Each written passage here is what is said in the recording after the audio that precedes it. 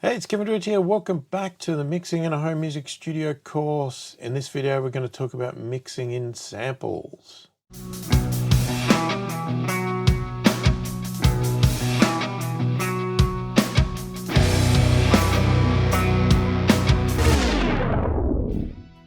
So firstly, if you are new to my channel and new to my videos and you like what you see, click the thumbs up, subscribe to the channel, click the notification bell to be notified of all my future videos.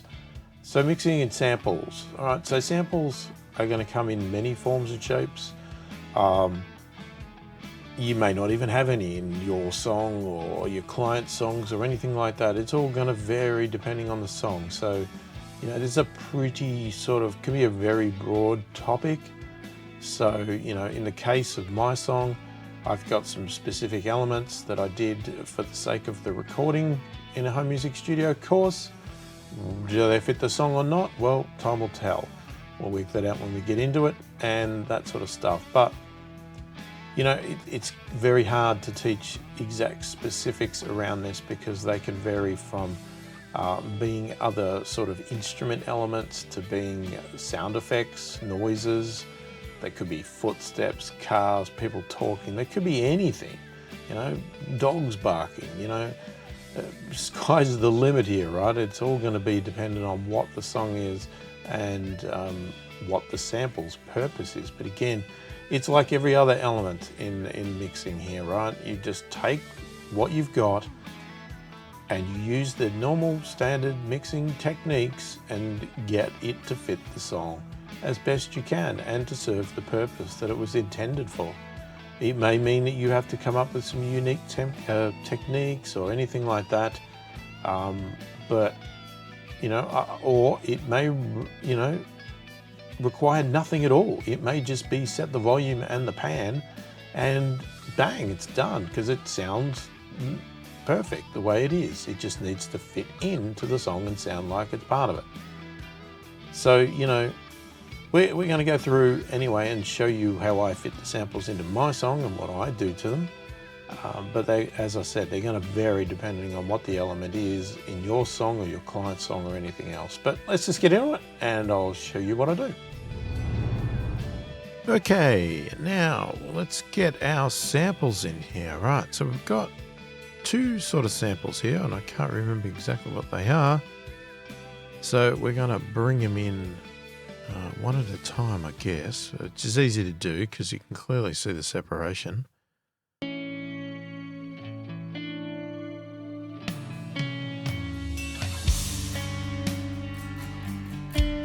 Okay, so this is just a, well, basically it's just a, oh God, what do you call it? It's just a cymbal crash with a bit of a lead in. So sort of a reverse cymbal crash out.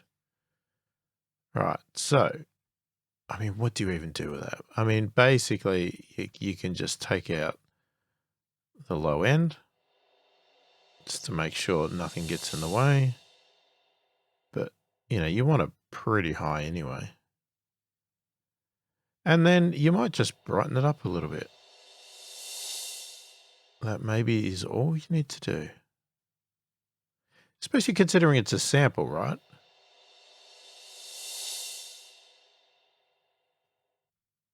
And again, we probably don't need compression, probably don't need, I mean, you could put a tube effect on it, you could put distortion on it, whatever you want that you think you need to add something to it. But at this stage, I'm not sure we need anything.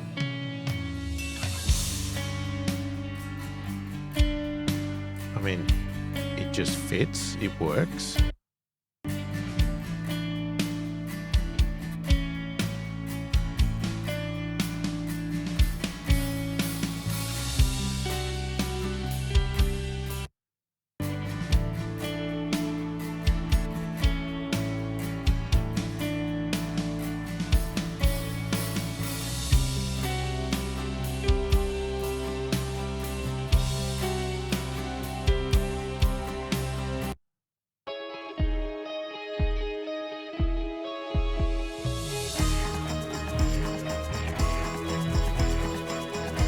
Now later on we may add some reverb or something like that to get it to extend out or something, but you know, I don't really see anything.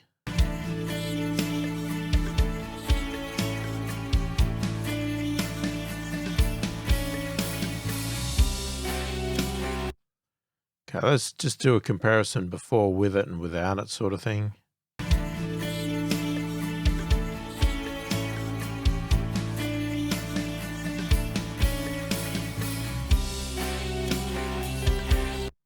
Okay. Does it add anything? Let's see.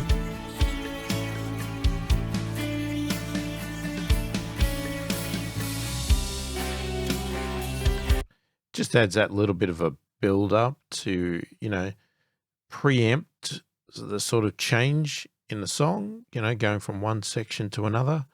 So I'm fine with it. That's the thing with mixing, right? I mean, I could sit here and do a long video on, mixing in samples, but sometimes it's just a matter of, well, there's nothing to do. It's fine as it is. What would I do, right? And if you don't need to do anything in mixing, don't. Don't waste your time. You know, there's better things to do than sitting here making changes and tweaks and stuff to something that's perfectly fine as it is. Now, what's the other element?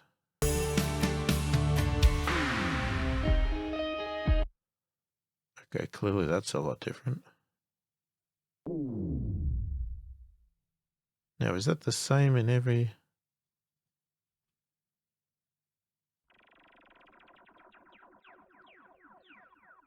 Okay, we've got two different parts here. All right.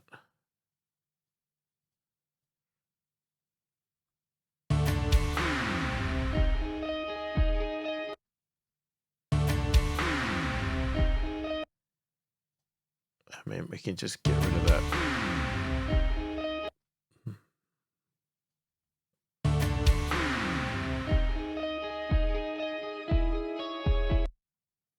Again, we picked this sound during the recording for a reason. Doesn't mean we need to go and change it.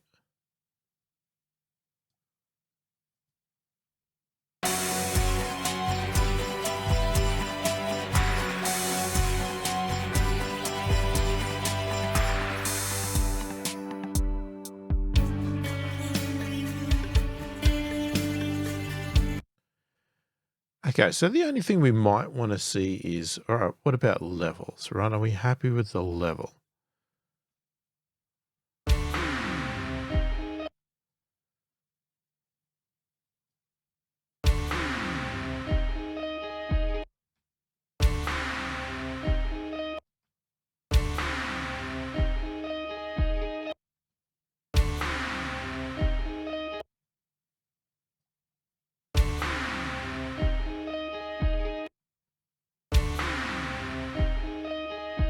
Probably a bit better. It's probably a bit loud before. Like, we don't want it to be overpowering.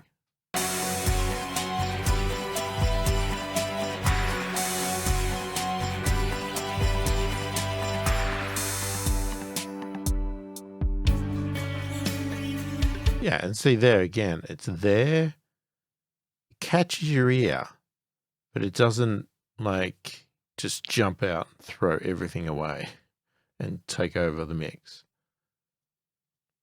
Okay, now what?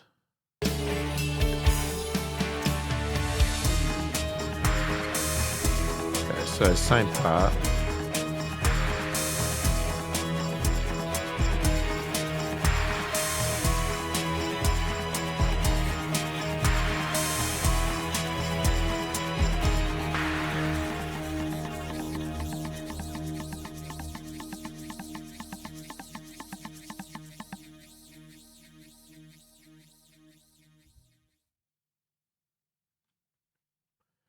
Okay, I'm pretty happy with it. I don't see any need to do anything else. Yeah, what was picked was right. Like I said, you could do distortions, you could do this, you could do that, you know, and we might look at that sort of stuff maybe later. But just from an EQ compression, basic mixing functionality type thing getting into the mix. There's nothing that I feel I need to do on those samples. So I'm pretty happy with it. I'm going to leave them where they are. And that's pretty much it. All right, so on our samples here, we're just going to do our bus processing here. Hang on, let me just copy that over. All right, so just for consistency, just to keep that same vibe, that same feel, basically, I'm just going to put the same tube compressor onto our sample bus here. Is it necessary? Not really, but it can just gel everything together, keep things consistent. So let's just actually find the spot again.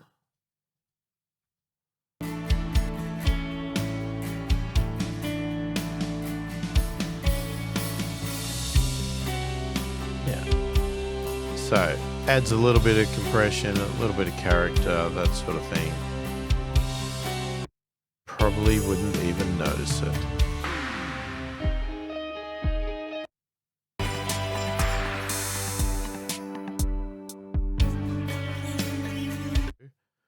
Let's just do a bit of a run through from, what do I want to run it through from?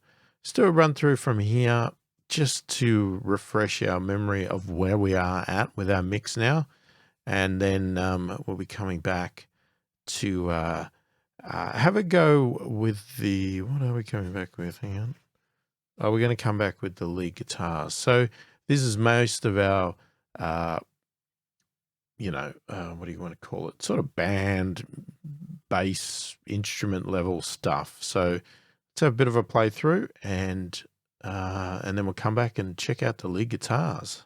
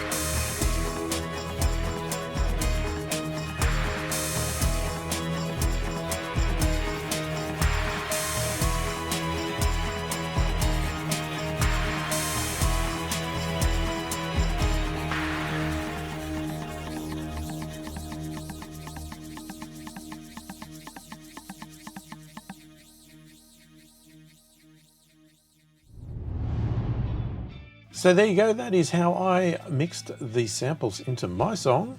Let me know what you think of it in the comments below. If you have any questions about the process, about what I did, or was there something not clear, did I not explain something properly, please feel free to put follow-up questions in the comments. I do read them all and I will answer as many as quickly as I possibly can. I want to make sure that everybody gets as much value out of this course as I possibly can. I can't claim to know everything, I can't claim to teach everything, but I'm trying to give you as much knowledge as I possibly can from what I have and from what I can think of at the time.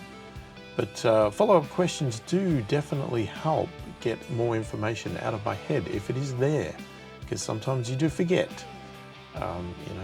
It's not always easy to teach as it is to sometimes just do, but I'm happy to entertain all the questions no matter what level they're at and attempt to answer them the best I can so that you can progress with your mix and get your song or songs or client songs out to the world. So if you did like the video, give it a thumbs up, subscribe to the channel, click the notification bell to be notified of all my future videos. Hopefully you've enjoyed the video. Thanks for watching, and I will catch you in the next one.